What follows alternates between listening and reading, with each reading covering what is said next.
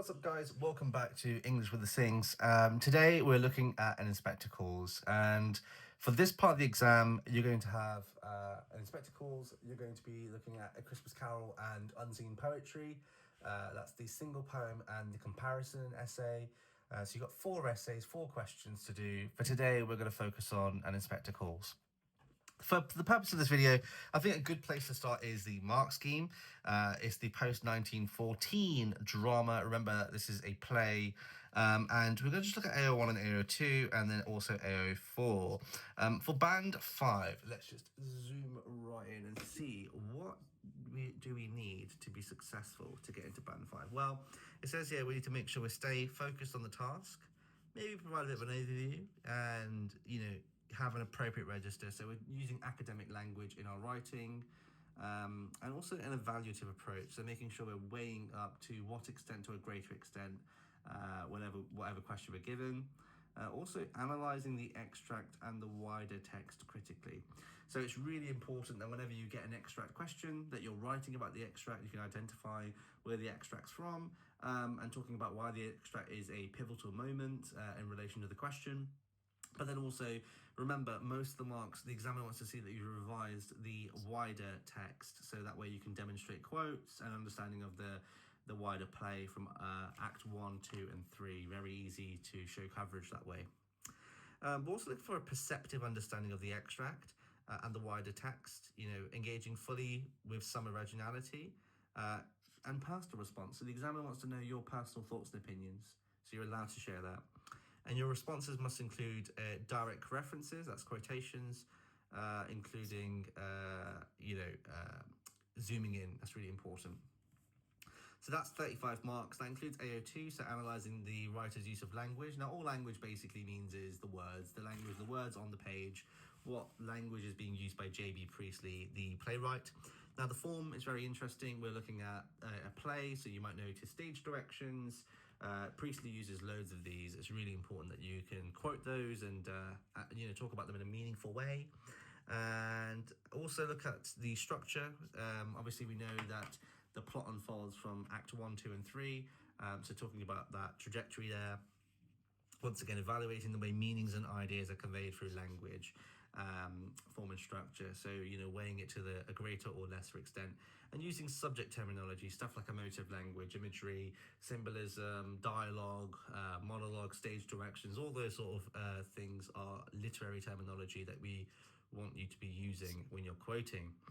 Remember, there is also 5 marks for SPAG. So if you want to enter that 4 to 5 marks for SPAG, make sure that your spellings and punctuations are accurate and that your vocabulary is broad. It's really powerful to use high vocabulary. These aren't fancy words. These are words that strengthen your line of argument. Sentence structures to achieve control of meaning. So having that strong line of argument, capital letters for names. Sheila has a capital S.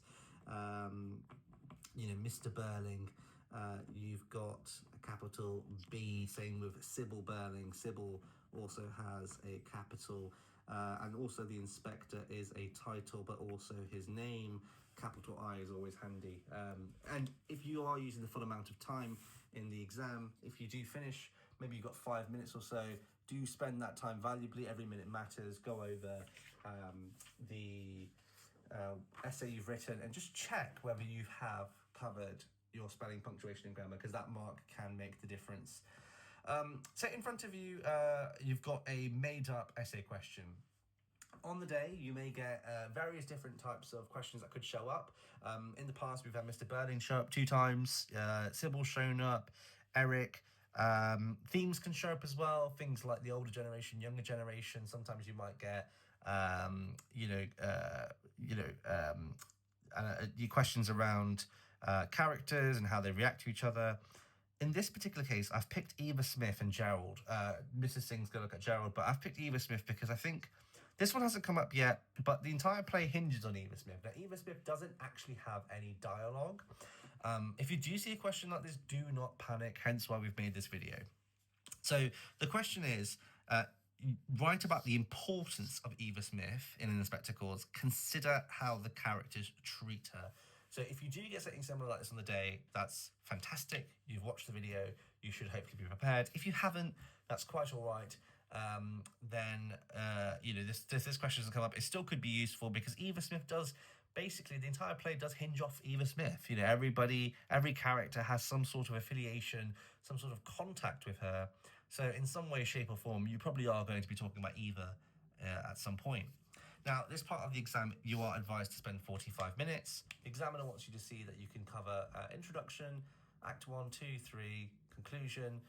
Maybe if you can write more, that's great. And quoting beyond the extract. So just writing about the extract is not enough. You must write about the wider play and the other acts to really do well in this exam. So really do revise that. Let's have a little read of this extract. Write about the importance of Eva Smith and consider how other characters treat her. We must refer to the extract of the play as a whole, show you understand the characters, notice that's plural, and the events of the play, and remember there's 5 marks out of 40 are force bag. Let's give this a first reading and we'll just spot some really interesting details. Mr. Burling. I remember her quite well now, a good worker. The foreman told me he was ready to promote her. They were averaging about 22 and 6. They wanted the rates raised. I refused, of course. So Mr. Burling identifies her as a good worker and she was due a promotion. The inspector says, why? I don't like that tone, Mr. Burling says. It's my duty to ask questions. Burling says, well, it's my duty to keep labour costs down. Does that satisfy you? We were paying the usual rates, and if they didn't like those rates, they could go and work somewhere else. That's interesting. They didn't like those rates, they could go and work elsewhere. It's a free country, I told them. It isn't if you can't go and work somewhere else. Now, this is interesting. Eric interjects here. He is somehow sympathising with these transgressive women who were protesting against the unfair wages. And the inspector is in agreement with Eric. He goes, quite so. Burling says, look, just you keep out of this. You hadn't even started the works when this happened, so they weren't on strike. So they went on strike. That didn't last long, of course. Gerald says, not if it was just after the holidays. They'll all be broke if I know them. So Gerald has some awareness of the working classes and the fact that they are heavily reliant on their salaries as income. Burling says, right, Gerald, well, we let them all come back at the old rates, except the 4 or 5 ringleaders. So that's interesting. Eva Smith is categorized as one of the ringleaders. She's a good worker. She's due a promotion, but she is also acknowledged as a ringleader. Eva Smith was one of them. She had a lot to say, far too much so she had to go. So she's seen as transgressive. We know that Eva Smith is willing to go up against the grain. She is outspoken. This is unheard of during the time. And we know that resulted in her being let go of for her employment. She was made unemployed. Gerald, you couldn't have done anything else. So Gerald's actually in agreement with Mr. Burling. Eric says he could have kept her on. I call it tough luck. So Eric actually is in disagreement with how Eva's been treated here in Act 1. Burling says, rubbish! If you don't come down sharply on some of these people, that's really interesting. The working classes are presented as these people. It's not really personalized. He doesn't really give them respect. There's a lack of respect there. He's grouping people, the working classes, as these people. They'd soon be asking for the earth. Now, Inspector says they might, but after all, it's better to ask for the earth than to take it. So the inspector is accusing Burling of being this capitalist, taking the earth, this idea of profiting from labour and, being greedy. Burling staring at the inspector. So notice how there's a stage direction. It's always worth talking about those stage directions. Why is that interesting? Well, clearly, the inspector was really annoying Mr. Burling. And then Burling says, what did you say your name was? And he says, Goole, Goole. How do you get on with your chief constable? I don't see much of him. Perhaps I ought to warn you that he's an old friend of mine. So here Burling is actually threatening the inspector inadvertently. He is leveraging his, his connections, and he's trying to spook the inspector from digging deeper into this controversial issue. Eric says, why shouldn't they try for higher wages? We try for the highest possible prices. So once again, Eric is also, really going against the grain here, against Gerald and his father.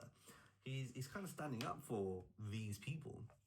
And Burling says, rather angrily, and you can see that in his tone and the stage directions, unless you brighten your ideas, you'll never be in a position to let anybody stay or tell anybody to go. It's about time you learn to face a few responsibilities. That's something the public school and varsity life you've had doesn't seem to teach you. Have you any idea what happened to her after that? Get into trouble? Go on the streets? Here's a really interesting detail about how Mr. Burling views Eva Smith and how he treats her, how he speaks about her. Did Eva Smith resort to crime? Is she a criminal? Okay. Get into trouble. Go on the streets? Here it is insinuated that she has resorted to prostitution. Okay. Is she selling her body to survive? Is that what's happened here? Is she selling her dignity to survive? And that's what Mr. Burling's identifying for these people who are made unemployed, these women, these working class women. How does she get on? Does she go to the streets? So he shows a lack of compassion. Remember, we're told that she commits suicide, and Mr. Burling is just trying to defend himself here. The inspector says rather slowly, no, she didn't exactly go on the street. So we know, obviously, there is some form of escorting going on here. Eric and Gerald obviously have had some sort of dealings with Eva Smith, Daisy Renton. At some point, there's been some sexual relations there, but she wasn't exactly on the streets as such. Now, Sheila enters, Sheila gaily, now that means she's very happy. What's this about the streets? Noticing the inspector, oh, sorry, I didn't know. And Mr. Burling says, just finishing, and the inspector says, I'm afraid not. So actually the inspector's in control of the conversation here. He's not letting Mr. Burling off the hook. Burling angrily looking here. Look here, Inspector, I consider this uncalled for and officious. I've half a mind to report you. I've told you all I know, and it doesn't seem to be very important. And now there isn't the slightest reason why my daughter should be dragged into this unpleasant business. So he's trying to protect his daughter from this, quote, unpleasant business. And the inspector impressively says, I'm a police inspector, Miss Burling.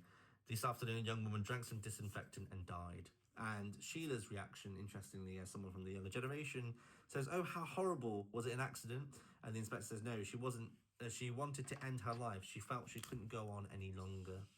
So remember, stay focused on the question, write about the importance of Eva Smith and how other people treat her. She couldn't go on any longer, okay? Well, don't just tell me that's because I discharged her from my employment nearly 2 years ago. I was quite justified. And then Gerald said, I knew we'd have done the same thing. Don't look like that, Sheila. And Sheila's rather distressed. Sorry, it's just that I can't help thinking about this girl, destroying herself so horribly. And I've been so happy tonight.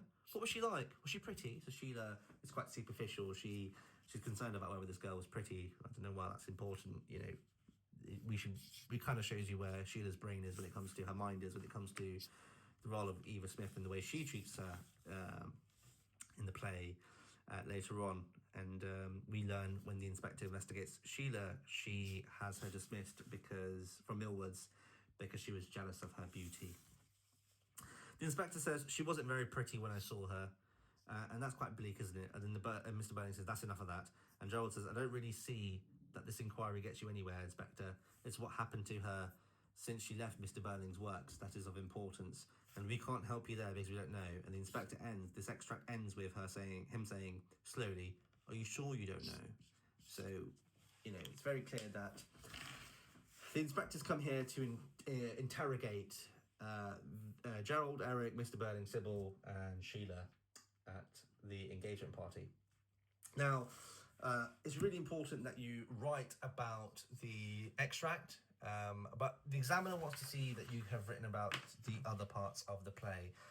So, you might talk about, for example, in Act 1, how Sheila has, how this quick little plan, you might write about, for example, how Sheila has Eva Smith made unemployed at Millwards. And we see that in the quote where she says, I went to the manager at Millwards and told him that if they don't get rid of that girl, I'd never go near that place again. if they don't get rid of that girl, ... that girl, you can zoom into that girl there, I'd never go near the place. I'd never go near the place. Easy quote to remember there. And you could zoom into that girl. She dehumanizes her just to her sex, really. And she was jealous. So Sheila is jealous of Eva Smith and her beauty. She assumed that she smirked at her, and that resulted in her unemployment. You might also talk about how Sybil, in her interrogation in Act 2, Sybil Burling, Arthur's wife, Sybil, Mrs. Burling, Mrs. B, Sybil Burling refuses to give financial support to Eva Smith when she asks for it. So she is pregnant, presumably with Eric's child, and Sybil Burling refuses to give that help. You might get a quote and look for that. That could be really interesting. And you might talk about Gerald. Gerald, he also says, she was young and pretty and warm-hearted and intensely grateful. So you might just talk about how his affair with Eva and Daisy Renton, he kind of enjoyed her company and the attention that she gave him. And Gerald obviously left her high and dry. You could talk about that. And you might talk about Eric, for example, in Act 3. You might say something along the lines of, I wasn't in love with her or anything, but I liked her. She was pretty and a good sport. So there's a lot of emphasis on her beauty, her being pretty, a good sport, warm-hearted, yeah? So he says, I liked her. She was pretty and a good sport.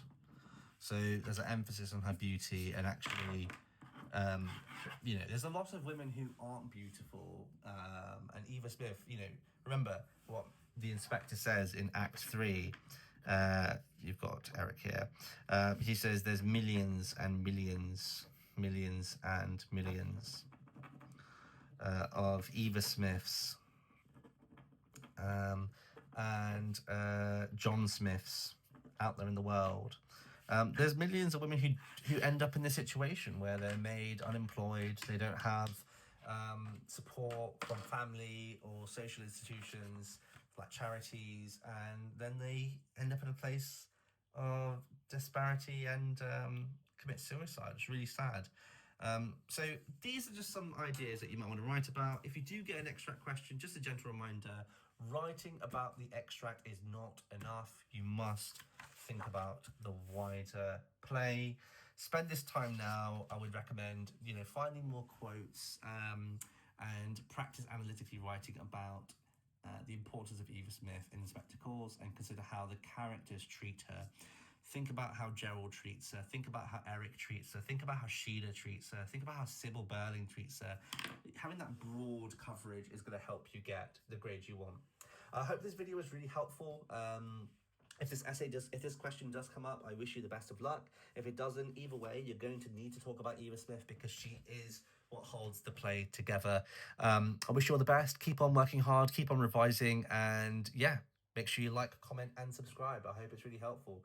You take care now. Bye-bye. Thanks.